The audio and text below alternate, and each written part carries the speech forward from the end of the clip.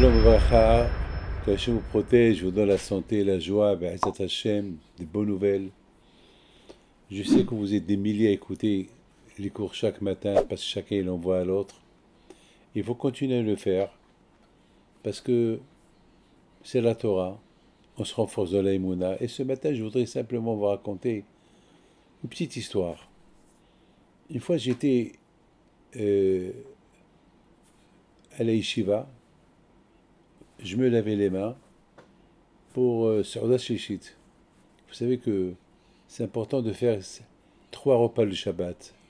Vendredi soir, le Shabbat midi et l'après-midi. L'après-midi, c'est la Séouda de Yaakov Abinu. Et on dit que celui qui fait ces 3 séoudot, eh ben, il ne va pas souffrir des souffrances de l'os Mashiach, il va venir.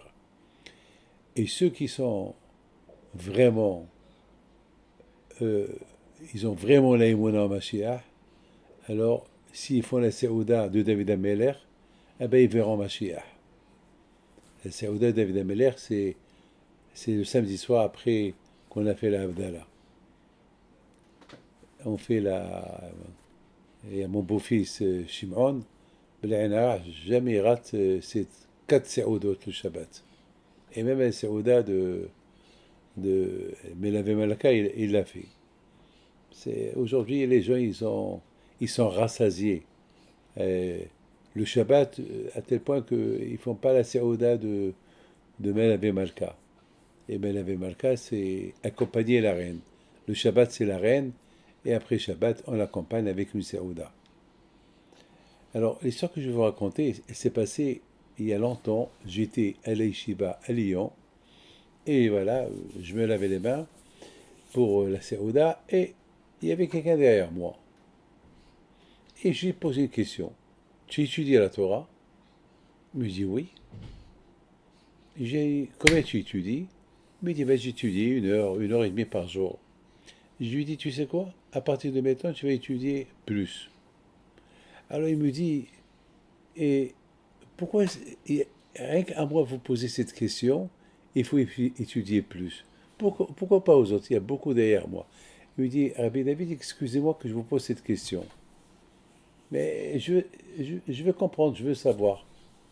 Je lui dis, ben, je ne sais pas. Ben, le fait que vous êtes derrière moi, c'est que c'est pas pour rien que vous êtes derrière moi. Pourquoi c'est pas lui qui est derrière moi? Pourquoi il n'y a que vous? Alors il me dit, alors ici c'est lui qui était derrière vous. J'ai dit, peut-être à lui, j'aurais rien demandé. Alors il me dit, ah, pourquoi à moi vous demandez? J'ai dit, je ne sais pas.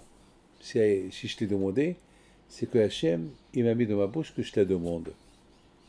Et en plus, je ne t'ai pas demandé de l'argent. Je ne t'ai pas demandé de faire quelque chose à ne pas faire. J'ai demandé simplement d'ajouter une demi-heure. Il m'a dit, Rabbi David, je veux le faire. L'histoire se termine là. La même semaine, vous n'allez pas croire, il avait l'électricien à la maison. Et il a laissé des fils qu'il les a pas rangés, il les a oubliés. Très dangereux. Vraiment très dangereux. Il y avait le fils de M. Ramin. Il avait une clé dans ses mains, une clé en fer. Malheureusement, il se trouvait à côté des fils électriques et il a commencé à jouer avec le fil, avec la clé à la main. Et il y a eu un coupe-circuit. La clé s'est cassée en deux. Tellement que c'était fort. Il y avait une coupure d'électricité dans la maison. Il n'y avait que sa main seule qui était noire. Mais grâce à Dieu, l'électricité n'est pas passée dans son corps. Il est resté vivant. Lorsqu'il me l'a raconté, j'ai dit, maintenant je comprends pourquoi. J'ai dit, Menachamaïm, ils ont voulu sauver ton fils de la mort. Alors, Menachamaïm, ils ont fait que je t'ai posé la question.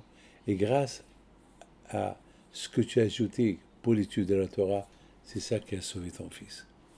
Mes amis, combien on doit dire merci à Kadosh Baruch Hu qui nous a donné les outils de la Torah afin de Be'ezat Hashem, de prolonger la vie. Au Tzedaka Tatimim avec cette semaine. Encore. à la prière cette semaine, hein, ça s'est passé à Anana.